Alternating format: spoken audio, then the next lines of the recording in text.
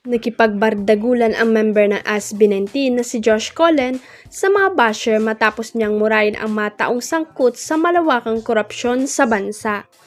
May mga pumuri sa katapangan ni Josh na batikusin at murahin ang mga opisyal ng gobyerno na walang ginawa kundi ang manakaw sa kaban ng bayan. Kaisa ang mga miyembro ng SB19 na sina Josh at Pablo Nace sa pakikipaglaban ng sambayan ng Pilipino sa korupsyon sa bansa, lalo na sa maanumalyang flood control project ng Department of Public Works and Highways o DPWH. Sa katunayan, gabi pa lang ng September 20 bago mangyari ang trilyon peso march sa Luneta at EDSA nitong nagdaang September 21 ay naglabas na ng video sina Josh at Pablo kung saan kinanta nila ang kanilang hit track na Kapangyarihan with Ben and Ben. Maririnig sa video ang pagkanta ni Pablo sa lyrics.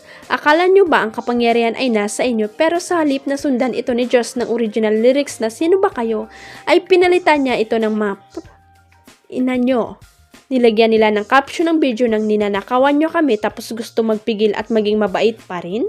Maraming fans ng SB19 ang nagsabing hanga sila sa tapang at paninindigan ni na Josh at Pablo, pero meron ding pumuna sa pagmumura ng una kung ano-anong nasasakit na salita at malisyosong salita ang ibinato nila kay Josh.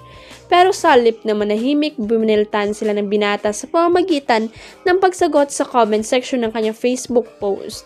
Resback ni Josh, sa mga nagko-comment na lasing sabog, baka kayo yon. Tulog ba kayo nitong mga nakaraang linggo? Kung wala kang context, huwag nang makisali.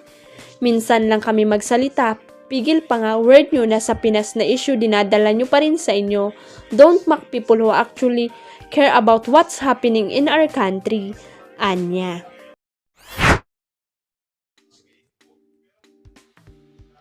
Sabi nga, after every relationship, memories are all that remain. Sa alaala man lang ay mananatiling buhay ang mga maliligayang araw na pinagsama ng mag-asawa, magkasintahan o magkaibigan, but this is not the case with Catherine Bernardo. Ni katiting na bagay na makakapagpaalala ng nakaraan nila ni Daniel Padilla, binura na niya ng tuluyan. Saksi mismo ang dating nagsilbing PR ng negosyong tinayo ni na Catherine at Daniel. Ito yung Barbaro Blues na binuksan noon sa isang sangay ng SM sa Quezon City. Ngayon ay wala na ito, sinulo ng aktres at nagbagong bihis na. It's now called New Look Hair Studio na bago na rin ang branding at logo. Isinabay ang opening nito sa Cat Nails na sole proprietorship ng aktres na may iba't ibang branches na rin. Mapapansin ang bagong tarp ng twin business na ito ni Catherine, thus easing out Daniel. Kung sa bagay, ano pa ba naman ang point na i-retain pa ang kanilang business partnership kung wala na rin silang relasyon sa isa't isa? Yun nga lang, umiling na nanghihinayang ang tumayong PR nito na pinasok na rin ang showbiz writing. Mula kasi nang i-conceptualize ang Barbaro Blues hanggang maitatag ay kasama roon sina Mami Min at Carla Estrada, Catherine and Daniel's mother, respectively.